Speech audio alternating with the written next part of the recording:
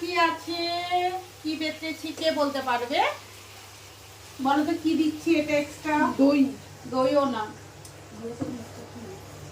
দইও না, এটা একটা স্পেশাল জিনিস দিলাম।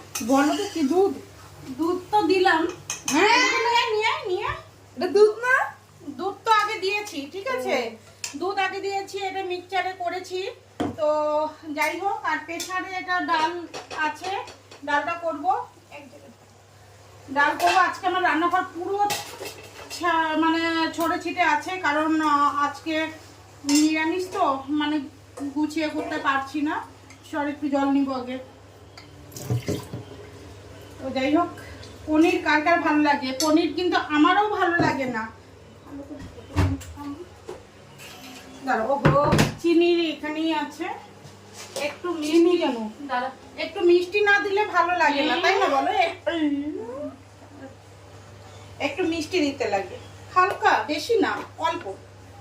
জাস্ট হাত দিয়ে দিচ্ছি, কিছু মনে করো না। কারণ এখন বলো থেকে এটা আমার ঘরে ছিল, মানে এক্সট্রা উঠানো ছিল। তো আজকে নিরামিষ যেহেতু সব করা হয়েছে, দেখতেই পাচ্ছ তেলের প্যাকেট, সবকিছু প্যাকেটেই করছি আজকে আমি, কারণ কিছু বের করতে পারছি না। এটা তো হলো, এখন শুধু একটু লাস্টে গরম মশলা দিব। একদম ক্রিমি হয়েছে। ক্রিমি হয়েছে, ক্রিমি। একটু দিব, দাঁড়াও, লাইনেই থাক, সরি ভিডিওতেই থাক, আমি আনছি।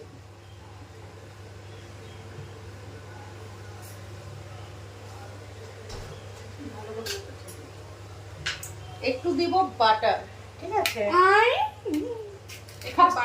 এখন দিব না, ফার্স্ট টাইম করছি, মানে করা তো অনেকভাবেই যায়, তাই না বলো?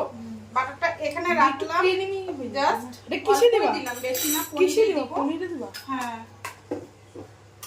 চিজ। তোমরাও যদি এইভাবে রান্না করে খেতে চাও, খেতে পারো।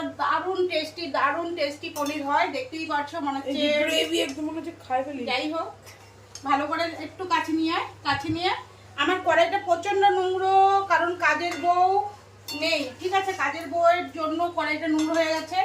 আমি কড়াই ভালো করে মাজতে পারছি না, হাতে প্রচন্ড ব্যথা। তো যাই হোক, কড়াইটা রান্না করতে করতে একটু দাগ হয়ে গেছে।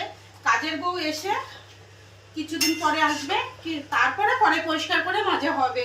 তো যাই হোক, একটু গরম মশলা দিব, আর বাটারটা তোমাদের সামনেই রাখলাম। এই বাটারটা মানে জাস্ট পনিরটা ঢেলে দেবো, ব্যস্ত হয়ে যাবে।